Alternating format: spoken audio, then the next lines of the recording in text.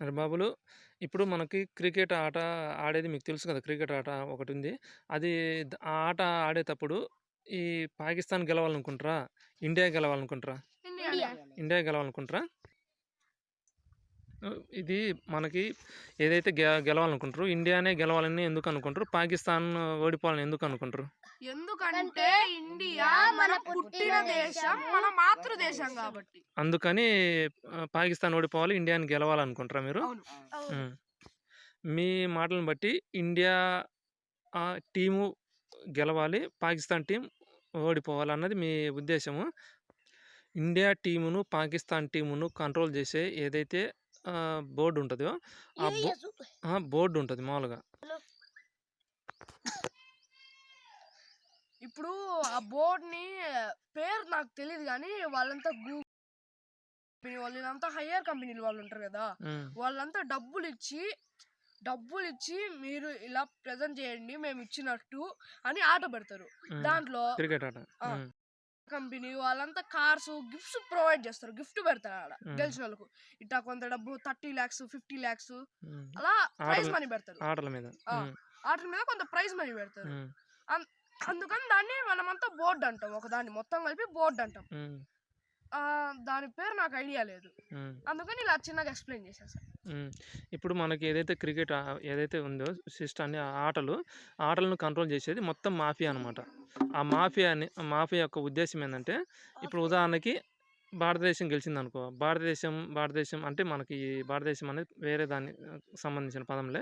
India అనే పదం గెలిచిందనుకో, India దేశం గెలిచిందనుకో, ఇండియా దేశం గెలిస్తే ఇండియాలో ఉన్న మొత్తం అక్కడుండే వనరులను అన్నిటిని నాశనం చేసి, ఆ రాక్షసుల కోరికలు తీర్చుకోవడం అనమాట. అదే పాకిస్తాన్ టీమ్ గెలిచిందనుకో, పాకిస్తాన్‌లో ఉండే ఆ వనరులను, అక్కడుండే వ్యవస్థలను అన్నిటిని నాశనం చేయడం అనమాట. ఆ ఆటల యొక్క ప్రధాన ఉద్దేశ్యం. అంటే మీ ఉద్దేశం ఏందంటే ఇప్పుడు గెలిచినాయనుకో, అందరూ సంబరాలు చేసుకుంటున్నారు. ఆ సంబరాల్లో ఏదో ఇప్పుడు ఇక్కడున్న చెట్లు అట్లన్నిటిని పొల్యూషన్ చేస్తారు.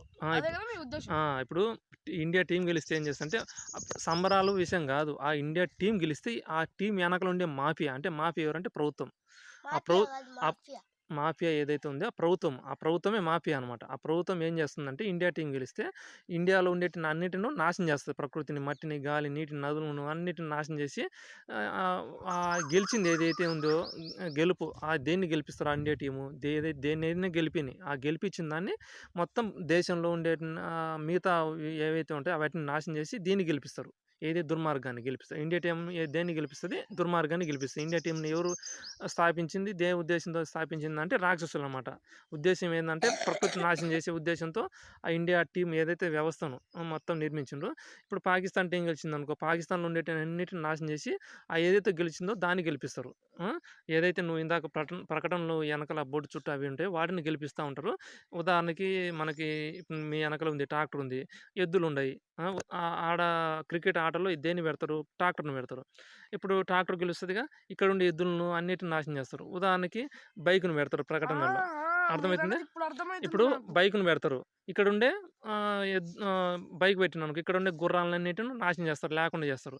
అక్కడుండే ఆహారం ఉందనుకో, విషతుల్యమైన ఆహారము. విషతుల్యమైన ఆహారాన్ని ప్రకటనలో పెట్టిననుకో, వాటిని గెలిపిస్తారు. ఇక్కడుండే అమృతమైన ఆహారాన్ని అన్నిటిని నాశనం చేస్తారు. అట్లా పాకిస్తాన్‌లో ఉండే టీమ్ గెలిస్తే, పాకిస్తాన్‌లో ఉండే వనరులన్నిటిని నాశనం చేస్తారు. అక్కడుండే అంటే ధర్మపరంగా, అంటే ఆధ్యాత్మికంగా, ఆచారాల పరంగా అంటే ఎప్పటినుంచో వస్తున్న విధానాలన్నిటిని నాశనం చేయడం, ఇక్కడుండే రాక్షసుల కోరికలను అక్కడ చొరజొప్పడం. అది ఆ పాకిస్తాన్ టీమ్ గెలిచినా, పాకిస్తాన్ నుండి ఆ దేశం నుండి వాటిని అన్నిటిని నాశనం చేయడం. ఈ దేశంలో టీమ్ గెలిస్తే, ఈ దేశంలో ఉండే వనరులను అన్నిటిని నాశనం చేయడం.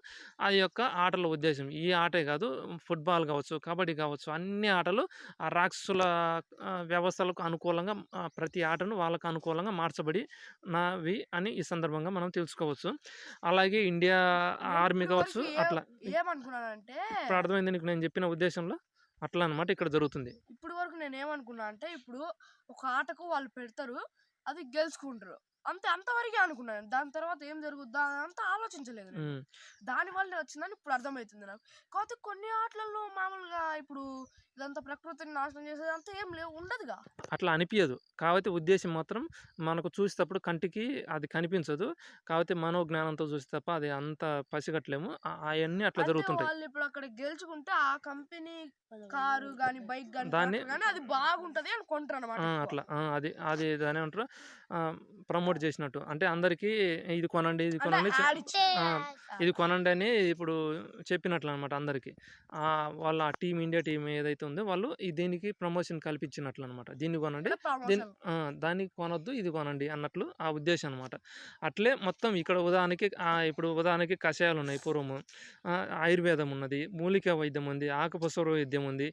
ఇట్లాంటివన్నిటిను నాశనం చేయడం జరిగింది. ఏది మనకు స్కూళ్ళలో పెట్టి అసలు తెలియకుండా చేయడం కూడా జరిగింది. ఇట్లా ఎన్నో కుట్రలు జరుగుతుంది. ఇక్కడున్న నాగరికతను నాశనం చేయడము. ఇంకా మీకు ఇంకొకటి చెప్తా. హరిజనులు, గిరిజనులు అంటే తెలుసునా? ఆ! తెలుసు. ఆ! అంటే ఆ అడవి ప్రాంతంలో ఉండేవాళ్ళు. చెంచోలు తెలుసునా? ఆ! తెలుసు. వాళ్ళు గూడా అక్కడే ఉంది. ఇప్పుడు ఎవరు చెప్పిండ్రు మీకు? స్కూల్‌లో చెప్పారా? ఇక్కడ బయట తెలుసుకున్నావా? మేము బయటనే తెలుసుకున్నాం. స్కూల్‌లో చెప్పలే కదా! స్కూల్‌లో చెప్పరనమాట. ఆ తర్వాత ఇక్కడుండే నాగరికత గురించి అసలు చెప్పరు. పుస్తకాల్లో కూడా చెప్పరు. అది కుట్ర అనమాట. ఆ తర్వాత పాకిస్తాను మనకు శత్రువని స్కూల్‌లో కూడా చెప్తారు కదా! మాకు మాకు కూడా అట్లే చెప్పిండ్రు చిన్నప్పటి నుంచి. పాకిస్తాన్ శత్రువు, చైనా శత్రువు. శత్రువులు అసలు ఆ చెప్పే విద్యా వ్యవస్థలో మనకు శత్రువులనమాట. మన నాగరికతను, మన వ్యవస్థను, మన జీవితాన్ని స్కూళ్ళలో నిర్బంధించి మొత్తం ఈ ప్రకృతిని అన్నిటిని నాశనం చేసే విధంగా చట్టాలు రూపొందించి ఈ దుర్మార్గాలన్నీ చేయించేది ఈ ప్రభుత్వాలనమాట. ఈ ప్రభుత్వం ఎవరిది? అచ్చొచ్చిన రావణ బ్రహ్మ అనే రాక్షసునిది అనమాట. ఈ ప్రభుత్వం ఎవరిది? రావణాసురునిది. తర్వాత గవర్నమెంట్ అంటే తెలుసునా? ప్రభుత్వము వేరు, గవర్నమెంట్ వేరు, సర్కారు వేరు. మళ్ళీ మీకు తెలుసునో తెలియదు. ఈ 3 వేరు. అదే గదా! ఈ 3 వేరు వేరు. ప్రభుత్వం అంటే ఇప్పుడు ఉదాహరణకి చెట్టు ఉందనుకో. చెట్టు రాముల వారిది. ఈ చెట్టును నరికి ఏదైతే ఇల్లు కడుతున్నారో దాన్ని ఏమంటారు? రావణాసురునిది. అదే ప్రభుత్వము. ఈ ప్రభుత్వం ఎవరిది? రావణాసురునిది.